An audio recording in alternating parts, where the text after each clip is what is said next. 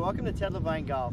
I've got Tony here, and today we're going to be talking about the grip, and we're going to be talking about what I call are the two P's. The first P is how do we place our hands, the second P is what is our grip pressure. So the first thing that we're going to talk about is the top hand, the left hand for a right-handed golfer. So let me take that club from you, Tony, and what I want you to do is take both your hands and aim them down toward the ground, and I want you to bring your thumb and your forefinger together. Now, I want that thumb to be curved just a little bit, okay? But the big thing is that they stay touching the thumb and the forefinger. So what we're going to do is we're going to take the line that he's creating here, or this is commonly referred to as the V.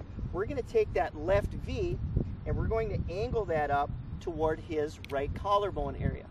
Once we get that angled to where we want it to be, we're going to put the club in a square position, which would mean that it's vertical here with the sole of the club. And go ahead and just wrap your fingers around. Make sure that that stays together. So even once your hands are on, we want that to stay together. So now we're getting this line going up toward his right collarbone. Now with the right, we're going to take this line and set that parallel. So if the left is going toward the right collarbone, then the right will be going toward the right shoulder. All right, go ahead and look at his hands. Let's look at the top hand first, the left hand for him being a right-handed golfer. We can see two knuckles here.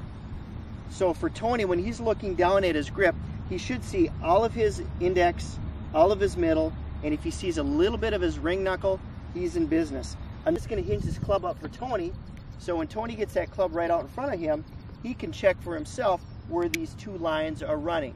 Now, the safe zone, or the boundaries that we want to be aware of, would be the player's right shoulder and the player's right ear. As long as we keep these two lines parallel and in between the shoulder and the ear, we're in the safe zone. Now that we've got the hands placed, let's talk about grip pressure. And a good way to think about grip pressure is on a numerical scale. If 1 was very light and 10 was very hard, we want to get that grip pressure down to a 3 or 4. Okay? I would guess with Tony, his grip pressure is probably like a 7 or 8. Was that pretty close? Correct. Okay. So most players end up holding the club about twice as hard as they really should. Okay.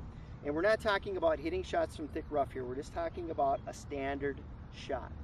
So the first thing is, let's get those hands on where they're in a neutral position, and then from there we can focus on our grip pressure. Okay. Thank you for taking the time to watch this short video on grip. If you have any questions or comments or any feedback you'd like to leave me, you can visit my website at tedlevine.com, or you can check me out on Facebook at Ted Levine Golf. Thank you and have a wonderful day.